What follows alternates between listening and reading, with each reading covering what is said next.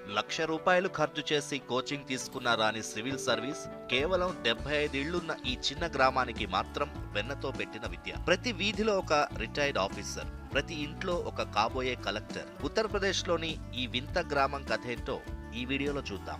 భారతదేశంలో అత్యున్నతమైన civil services పరీక్షల్లో ఉత్తీర్ణత సాధించడం అనేది కోట్లాది మంది యువత కల. ఢిల్లీ, హైదరాబాద్ వంటి నగరాల్లో వేల రూపాయలు వెచ్చించి శిక్షణ పొందిన ఐఏఎస్ కావడం కత్తిమీద సామే. కానీ ఉత్తరప్రదేశ్ లోని జౌన్పూర్ జిల్లాలో ఉన్న మాధోపట్టి అనే గ్రామం మాత్రం ఇందుకు మినహాయింపు. కేవలం 75 గడపలున్న ఈ ఊరు ఇప్పటి వరకు 51 మందికి పైగా ఐఏఎస్, ఐపీఎస్ అధికారులను దేశానికి అందించింది.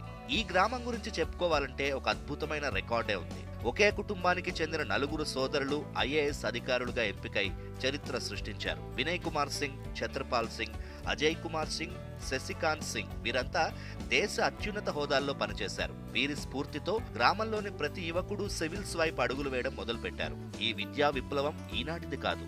1914లోనే ముస్తఫా హుస్సేన్ బ్రిటిష్ కాలంలో సివిల్ సర్వీసెస్ లో చేరి పునాది వేశారు. స్వాతంత్రం వచ్చిన తర్వాత 1952లో ప్రకాష్ సింగ్ ఐఎఫ్ఎస్ అధికారిగా ఎంపికై ఈ పరంపరను కొనసాగించారు. ఇక్కడ విశేషం ఏంటంటే నగరాల్లో ఉండే ఏసీ కోచింగ్ సెంటర్లు గాని, భారీ లైబ్రరీలు గాని ఈ గ్రామంలో లేవు. సీనియర్ అధికారులు ఇచ్చే గైడెన్స్, గ్రామంలో నెలకొన్న విద్యా వాతావరణమే వీరి విజయ రహస్యం. కేవలం కలెక్టర్లే కాదు, ఇస్రో, వరల్డ్ బ్యాంక్, పార్క్ వంటి అంతర్జాతీయ సంస్థల్లోనూ ఈ గ్రామ యువత కీలక బాధ్యతలు నిర్వర్తిస్తున్నారు. స్వయం కృషి, పట్టుదల ఉంటే వనరులు లేకున్నా విజయం సాధించవచ్చని మాధోపట్టి గ్రామం నిరూపిస్తోంది. అందుకే ఈ ఊరినిప్పుడు ఐఏఎస్ ఫ్యాక్టరీ అని పిలుచుకుంటున్నారు.